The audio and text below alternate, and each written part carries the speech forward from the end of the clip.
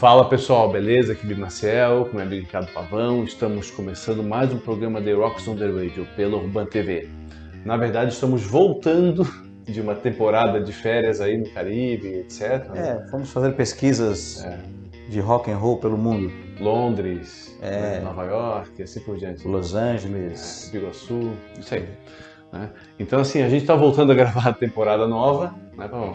Sim. Então, hoje nós temos um programa muito especial, mas primeiro já falar dos parceiros que a gente tem, né? E continuamos com os nossos parceiros, aqueles que não nos deixam na mão nunca. Inclusive aqui estamos com camisetas da Roots Records, discos de vinil, CDs, DVDs, você encontra na Roots Records, lá com o Luiz e a sua competentíssima equipe. Hoje eu estou usando aqui uma do Guns, porque hoje nós vamos falar do Guns. Mas não é só do Guns, né? Mas não só do Guns. É de um disco específico. Nós vamos falar hoje do Appetite for Destruction, que é o primeiro disco do Guns N' Roses, que este ano estará completando 35 anos do seu lançamento. Então você pode ir lá na Roots Records comprar essas camisas maravilhosas e ainda comprar os discos. É isso aí. Só não tem um livro. Não tem livro. Acho. Não sei. Pode ser. Pode ser. Daqui a pouco a gente volta, não saia daí, rapidinho a gente está aqui para contar essa história do Appetite for Destruction, 35 anos do seu lançamento. Não sai daí, daqui a pouco a gente volta.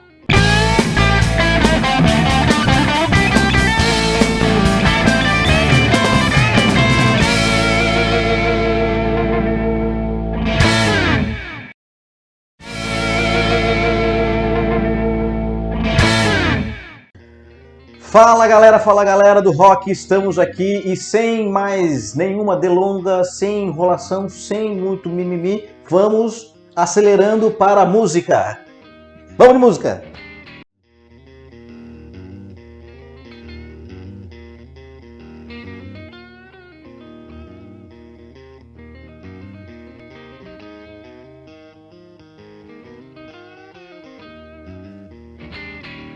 Voltamos, galera.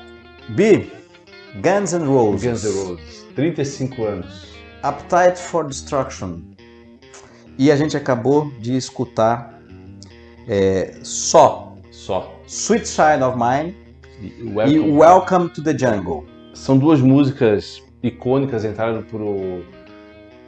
pros clássicos do rock de um jeito absurdo, assim, né? O Guns, ele veio no momento... na verdade é o primeiro disco, né? Sim. Então o Guns, até para contextualizar, né? Nós estamos falando de 1987, então é o final dos anos 80, que naquele momento a cena do hard rock era aquele rock farofa lá, né? Poison. Twisted Sisters, sei lá, cara, até um pouco do Bon Jovi. O Bon Jovi ainda é bom, né, cara? Mas era um... Só que era assim, era aquele muito laque, muito cabelo penteado, permanente. O Axl Rose no início também usava um armário. Não, mas no Welcome to the Jungle, o clipe, ele vai, mas é que ele teve meio que ceder às pressões porque ainda estava no contexto. E eis que em 87, lá em 86, final de 86, 87, surge uma banda chamada Guns N' Roses, que é a fusão de duas bandas. Isso. Que é a Hollywood Rose e a LA Gun. Então, juntou as duas bandas, formou a Guns N' Roses, que era o Slash, a Guns, né? O Guns N' Roses, o Slash, Axl, o Easy, o Duff o Easy, o guitarrista, e o Duff era o baixista. E o baterista, eu esqueci o nome. Adler. Isso, Adler. Steve Adler. Tá? Doidão. E aí formou essa mega banda, cara. E assim, eles eram meio que a antítese desse rock farofa, cara. Eles eram desleixadão. E as letras, cara, eram... Pô, Welcome to the Jungle fala de um cara espertalhão lá, bem-vindo à selva, nós vamos te passar a perna mesmo, não sei o que, é isso aí, papapá. E Sweet Child of Mine fala sobre a adolescência perdida, e eles falavam muito sobre drogas, sobre... não era nada político. Hoje seriam cancelados, com certeza, né? Nesse mundo que a gente vive de mimimi, eles iam ser cancelados. E aí eis que surge nesse contexto do rock farofa uma banda que não estava nessa onda. Eles eram completamente diferentes, cara, né? E a gravadora era a Geffen, que era uma gravadora respeitada de hard rock. O produtor era o Mike Klink, e que não ia ser o produtor e eles, né, o Guns N' Roses tocava num circuito totalmente underground, assim, só em lugares pequenos, sujo, segunda linha, público pequeno, às vezes até sem público, e eles iam lá tocando e seguiam a vida deles assim. Até que foram contratados pela Geffen e na história da pré-produção, eles iam chamar, sabe quem?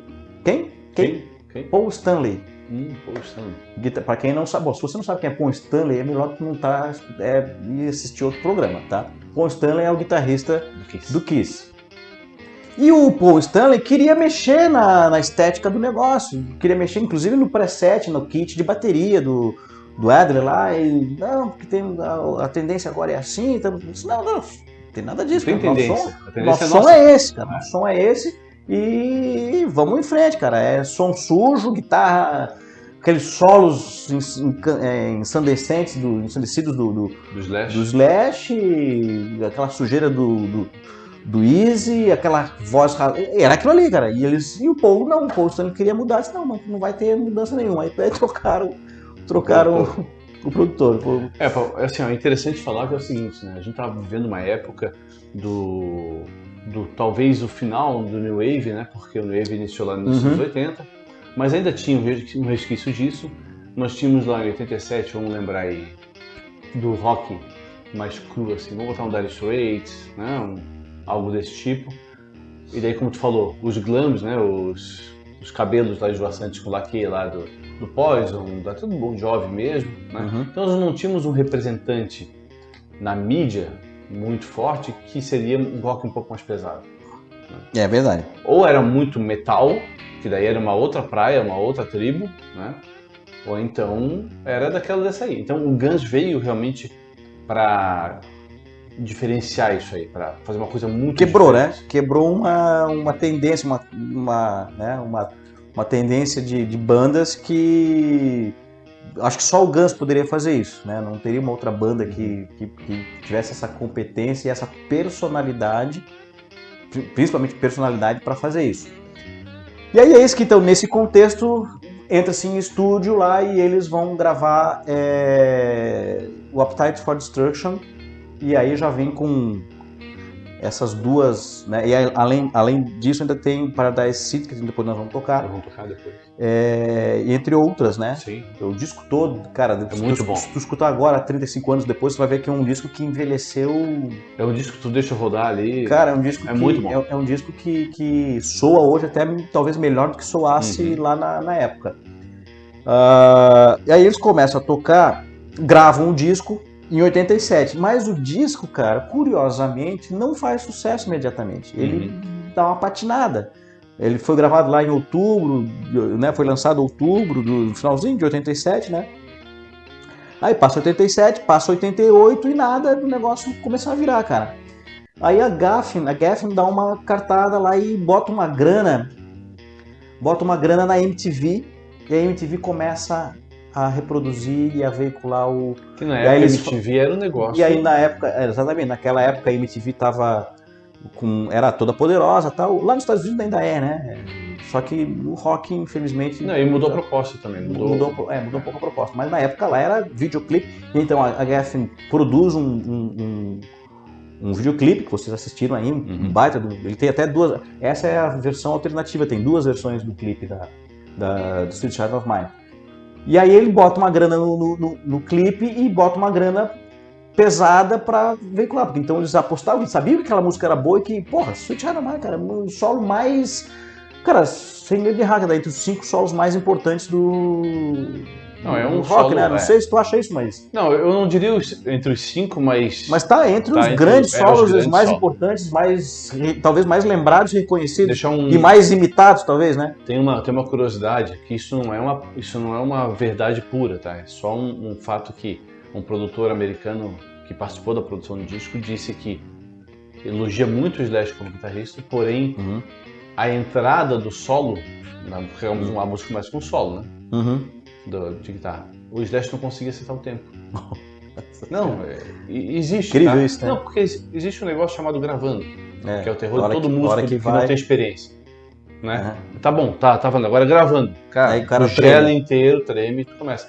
Então ele não tava conseguindo acertar. E dizem que um dos produtores que tocava guitarra lá foi lá e fez o primeiro só, a introdução. O resto da música toda dele. E tem uma outra lista, das famosas listas do mundo da música, que lista o Slash entre os guitarristas mais influentes da história da guitarra. Isso é importante dizer, influente, cara. eu digo ser. O que é? O que eles relevam isso? É dizer que o guitarrista X influenciou uma geração. Não estou dizendo que ele é melhor ou pior. É influência. Né? Claro que nessa lista está Jimi Hendrix, o Van Halen. Então, mas eu costumo dizer o seguinte, cara, que o Slash é a sequência, é a sequência de uma linhagem de guitarristas e que ele recebeu esse bastão lá no final dos anos 80, né? Que começou lá com Chuck Berry, passou nos anos 50, passou por Jimi Hendrix nos anos 60, Jimmy Page e Eric Clapton nos anos 70. Nem está nessa lista. Mas aí não vai pro Van Halen direto de Jimi Hendrix. Então, não, mas tudo bem, mas eu concordo com a tua lista. Chuck Berry lá em 50, daí Jimi Hendrix e Eric Clapton nos anos 60, Jimmy Page e Angus Young nos 70, passa pro Van Halen nos 80 e chega no Slash no finalzinho dos 80 e início dos 90. Acabou. Que essa é a grande... aí tem, cadê o Tommy Iommi, cadê o Jack, sei lá, vai ter um monte de guitarrista fora aqui, mas... Mark Knopfler, Não, tem uma porrada. Brian May, putz, vai... Mas sim, ele, só para pontuar que ele faz parte de uma linhagem de guitarristas que são poucos, né? E que recebe o bastão dessa linhagem e dá continuidade a essa tradição de guitarristas do hard rock, né? Que inspiram, que são referências para outros músicos na sua composição, seja na originalidade da composição, ou na técnica utilizada, ou na inovação técnica. Timbre. O Van Halen ele inovou tecnicamente, né? Inventou o tapping, né? Então, enfim. Mas, voltando lá ao contexto do lançamento, eis que a Geffen bota uma grana no clipe, bota uma grana dentro da MTV e a MTV começa a veicular, cara. E aí, cara? Aí foi um estouro, né? Isso foi lá em 88, 89. Veio dois anos depois da gravação do disco. E no Brasil só foi estourar em 1990, também por conta da MTV, que chega no Brasil em 1990, e aí, como já estava estourando lá, eles começam a colocar aqui, e aí no Brasil, Guns N' Roses só aconteceu em 1990, 3 anos depois. Né? E aí, em 1991, eles lançam Use for Illusion, que daí é aquela produção megalomaníaca, com álbum duplo, vendidos separados, mas era duplo, que tem... Cara, para ter uma ideia desse primeiro disco, November Rain... Não.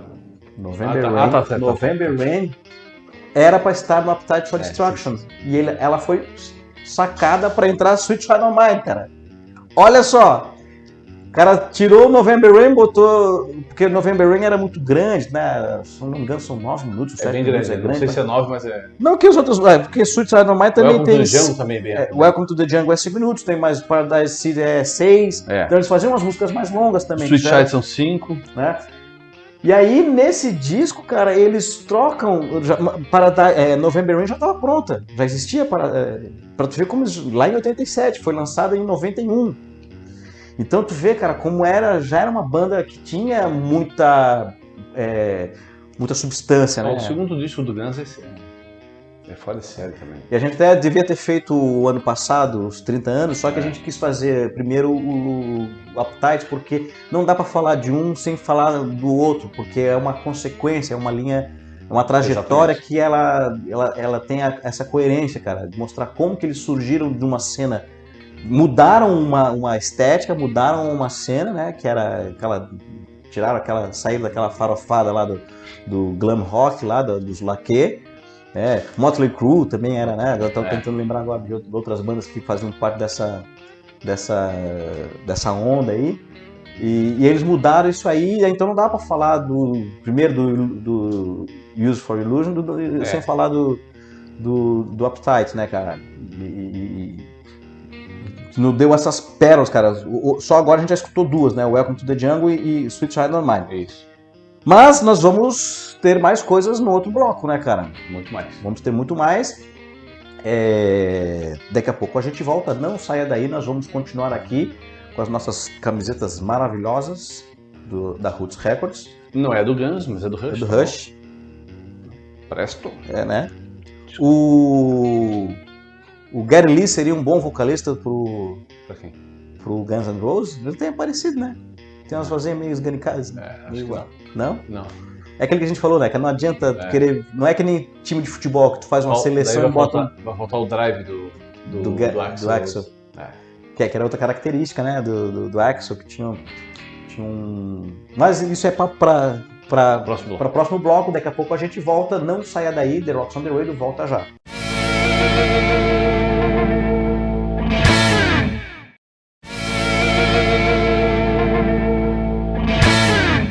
É isso aí, galera. Voltamos e sem mais delongas, sem enrolações, vamos de música.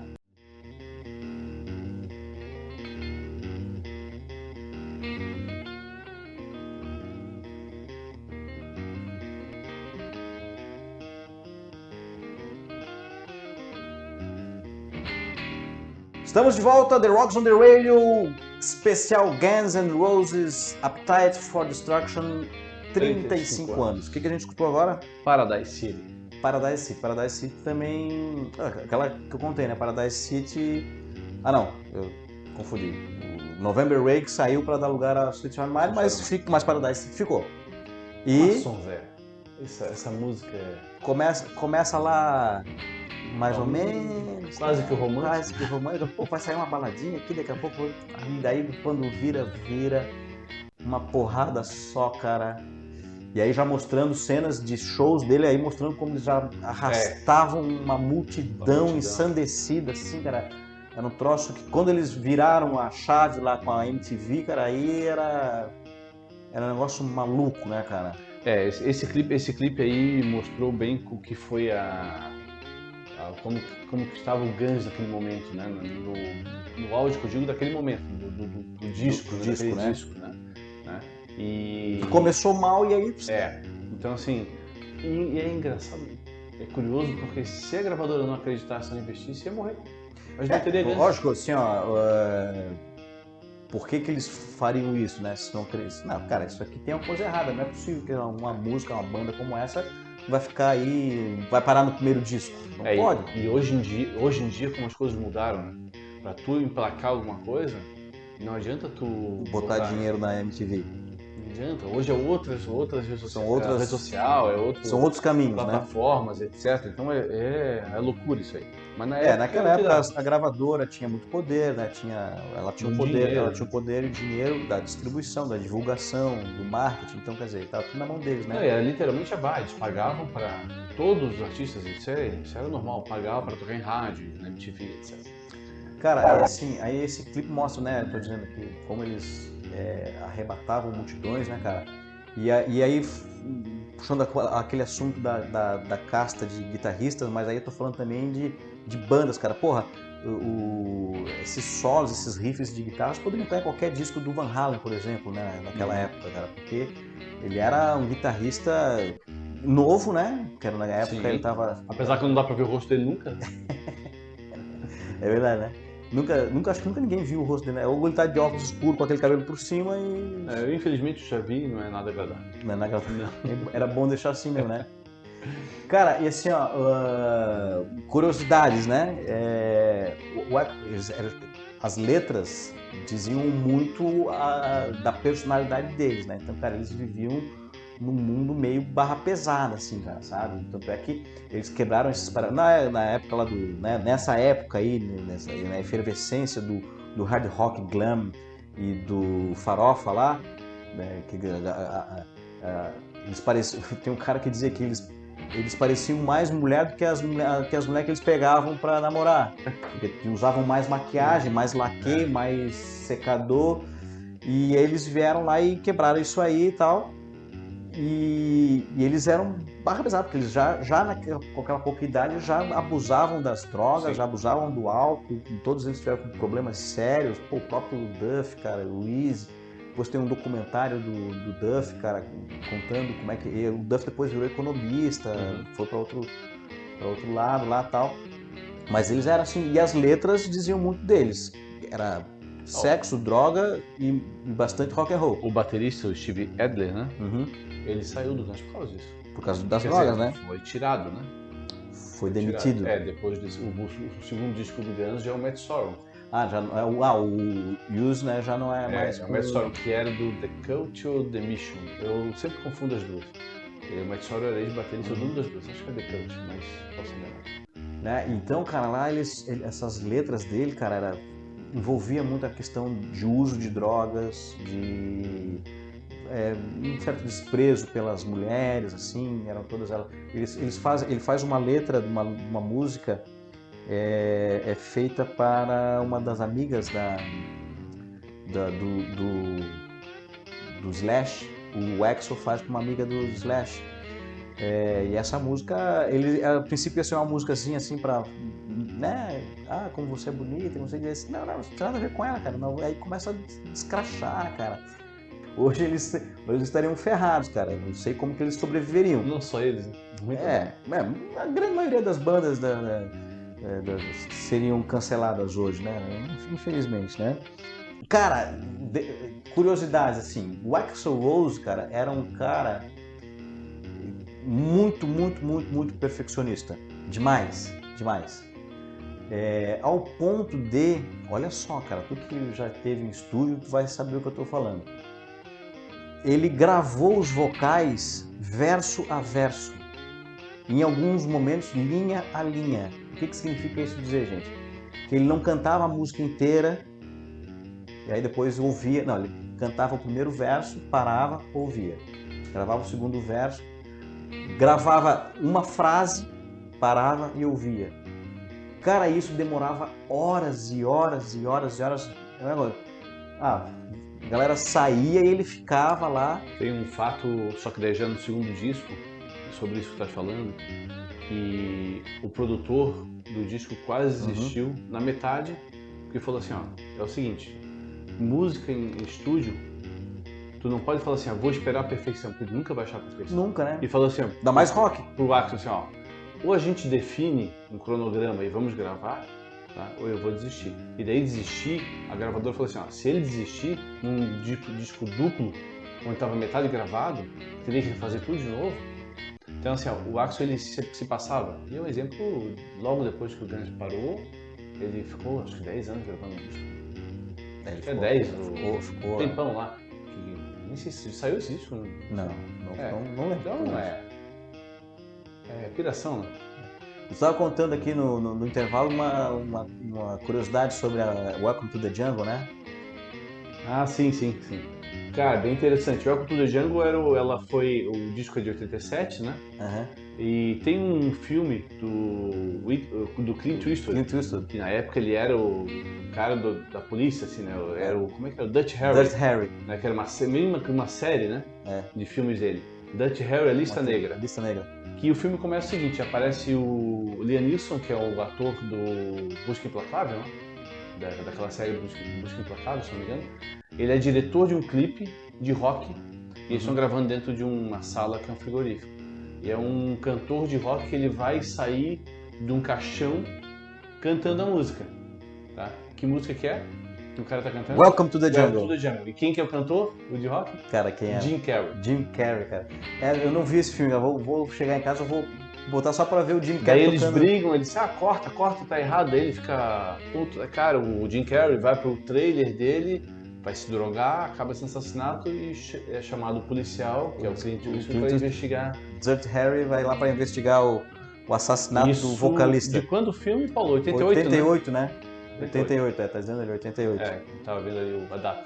Tu vê, ó, em 88, o disco foi lançado em 87, 88 eles não tinha virado ainda o disco, e os caras falaram, vamos apostar aqui mais uma fichinha aqui.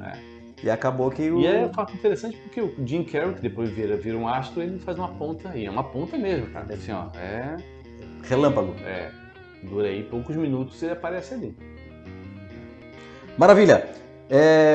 Vamos dar um tempinho aqui para voltar, para finalizar? Vamos pro bloco. Então, nós vamos fazer um intervalinho bem pequenininho, não saia daí. The Rocks on the Radio volta já.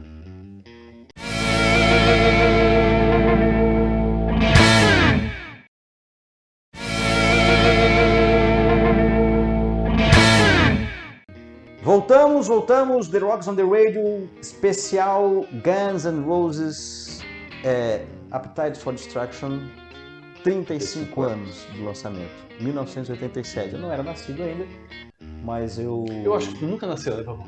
Eu não nasci ainda. Pelo jeito... Estou para ser inventado. Meu Deus do céu. Te cuida. Dá tempo ainda? Dá tempo.